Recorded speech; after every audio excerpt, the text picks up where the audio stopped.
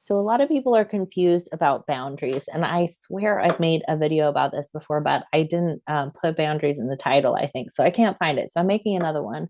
Um, Basically, a lot of people think that boundaries are like the way we understand boundaries with like countries or like fences.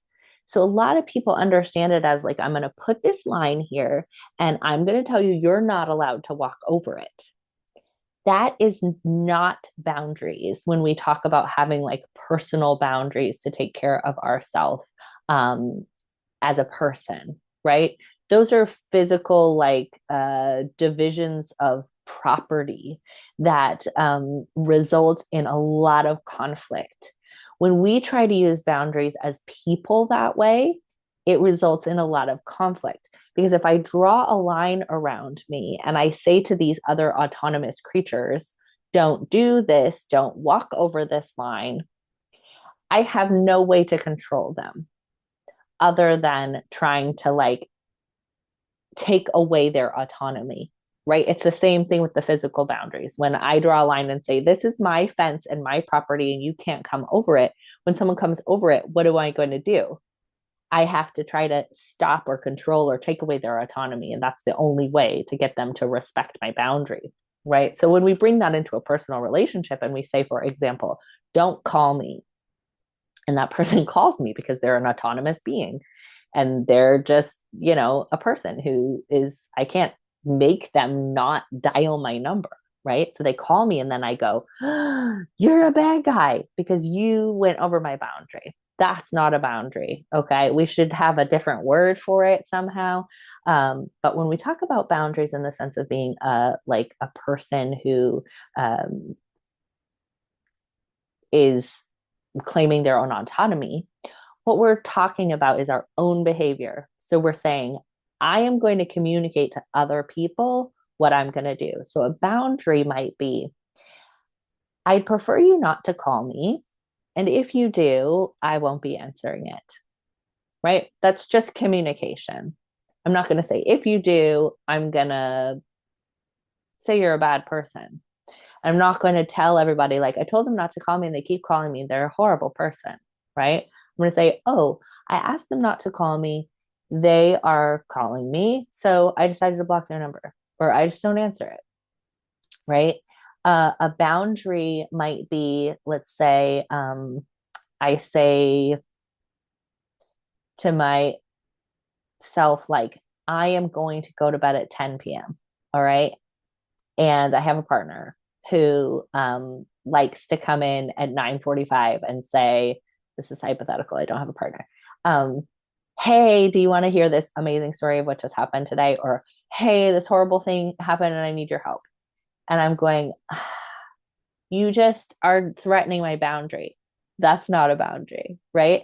So, what I'm going to do is I'm going to say, I hear you, I really care about you. And I have made the decision that I'm going to bed at 10 p.m. So, I'm going to ask you, can you like write down the key points that you'd like to share with me so that we can loop back to this tomorrow? That's a boundary. And if the person then goes, how dare you, blah, blah, blah, blah, blah, I have a, so many options, right? I can be like, I really hear you. I'm gonna just like walk into the other room and I'm gonna close the door and I'm gonna sleep and I'll follow up with you tomorrow.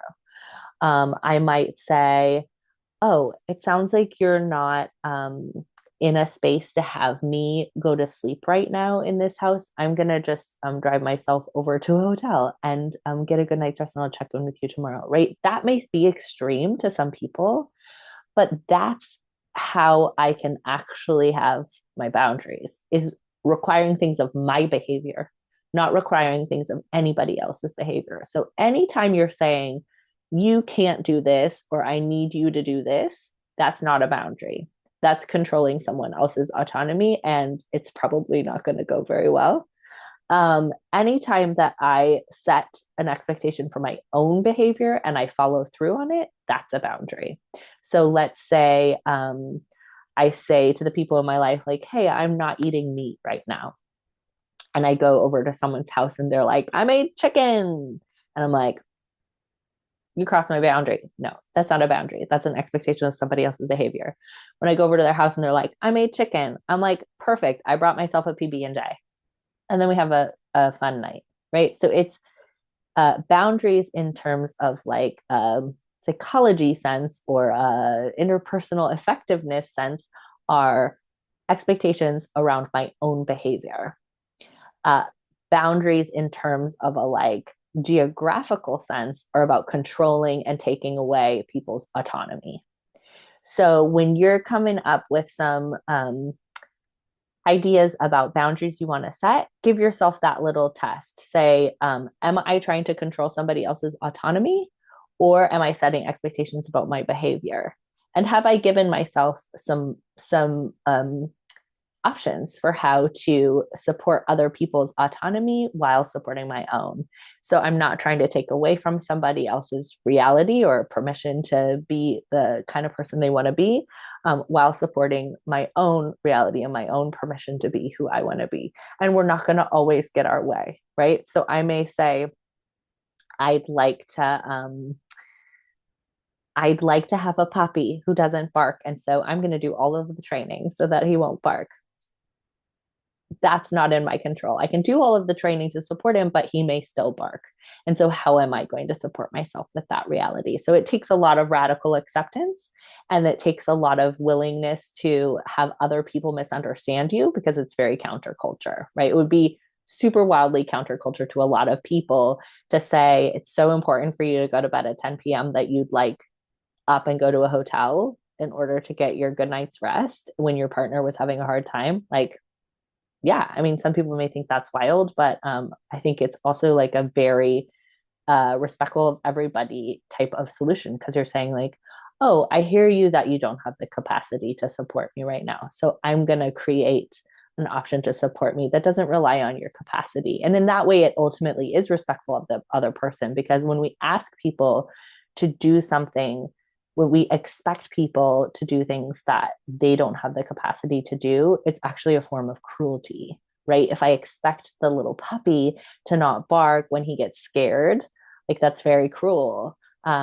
He's scared. That's what his nervous system is asking him to do. Um, and so instead, the like assertive thing to do is to take care of myself and to manage, do I have the capacity to have a dog that barks? And how am I going to support myself in that? Right. So when you think about setting boundaries, you're going to ask yourself, is this an expectation around my own behavior with a set of options, regardless of what somebody else does? Or am I trying to take away somebody else's autonomy? Okay. Love you.